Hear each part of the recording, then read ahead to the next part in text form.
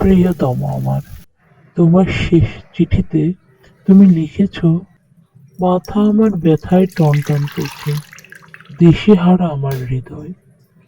তুমি লিখেছ, যদি ওরা তোমাকে ফাঁসি দেয়, তোমাকে যদি হারাই, আমি বাঁচব না, তুমি বেঁচে থাকবে।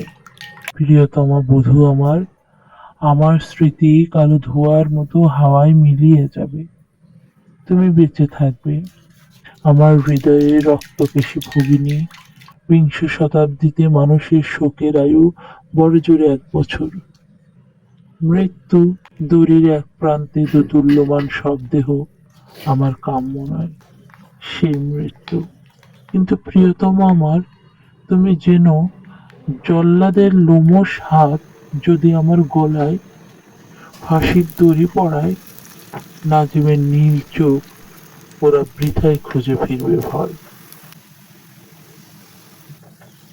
অন্তিম উষার অস্ফুট আলোয় আমি দেখব আমার বন্ধুদের, তোমাকে দেখব।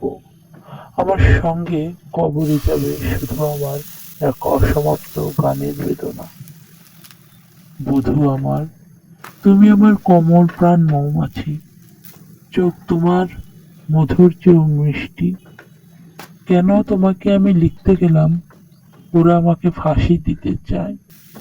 বিচার সবেমাত্র শুরু হয়েছে, আর মানুষের মুন্ডুটা তো বোটার ফুল নয়, ইচ্ছে করলেই ছেড়ে নেবে। ও নিয়ে ভেবো না, ওসব নিয়ে বহু দূরের ভাবনা।